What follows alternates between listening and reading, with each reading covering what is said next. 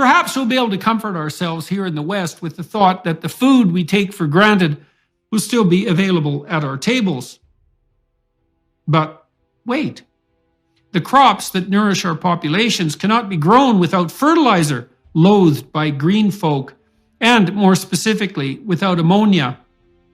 And what, pray tell, is ammonia derived from? Could it be natural gas? And how many people are dependent for their daily bread on the industrial generation and consequent wide availability of ammonia? Only 3 or 4 billion. What happens to the continuous production plants responsible for making ammonia if the natural gas supplies are halted, even momentarily? They destroy themselves, as they were not designed for such an unlikely event, and they cannot be restarted. The World Bank itself has recently indicated that 222 million people are already experiencing the threat of starvation, described oh so nicely as food insecurity. The communists managed to kill 100 million in the last century with their utopian delusions. We've barely begun to implement the Save the Planet nightmare, and we've already placed twice that number at risk. We are told an emergency confronts us, the climate crisis. The solution? The masses will have to tighten their belts to forestall an even worse future catastrophe. The elite academics, think tanks, and corporate consultants, and the politicians who subsidize their intellectual pretensions will not be particularly affected by such tightening, privileged as they are. But the actual poor? To such an elite, they must be sacrificed now to save tomorrow's hypothetical poor. And 222 million people is no doubt an underestimate. As the food insecurity gets more severe, more countries will place restrictions on food exports. That will harm the international supply lines we all depend on.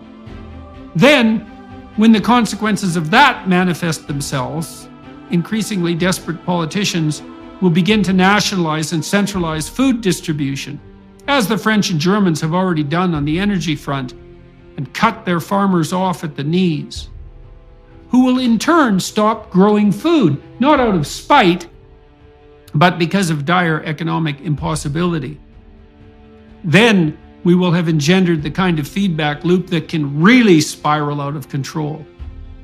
It will be poor people who die first, at least.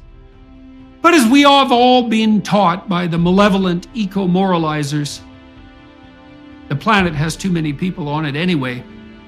Think about this while you shiver all too soon in your cold, damp, and increasingly expensive and now substandard lodgings. You and your family may well have been deemed an expendable excess. Food for thought. This is simply not acceptable. If you dare to claim the moral high ground while serving the cause of starvation, then, by my reckoning, you've placed yourself firmly in the enemy camp, and you richly deserve whatever is coming your way. In the psychological and educational arenas, too, we demoralize young people, feeding them a constant diet of concretized apocalypse, focusing particularly on tempering or even obliviating the laudable ambition of boys, hectoring them into believing that their virtue is nothing but the force that oppresses the innocent and despoils the virginal planet. And if that doesn't work, and it does, then there's always the castration awaiting the gender dysphoric. And you oppose such initiatives at substantial personal risk.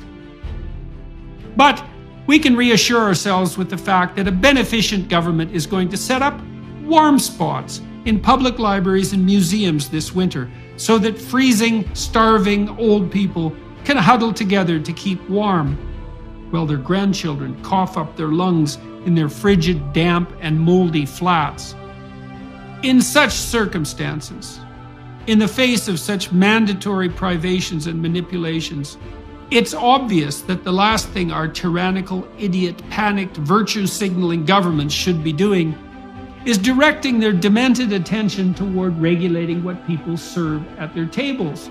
But because meat has also been deemed yet something else that is destroying the planet, the woke narcissists of compassion are already insisting that people eat less of it. Plants and bugs for you and your children, peasants. And the sooner you get accustomed to it, or else, the better. Let's turn our attention to the claim that animal husbandry and the meat it produces cheaply enough for everyone to afford is unsustainable. For a moment, because we haven't yet dispensed with enough moralizing and authoritarian stupidity.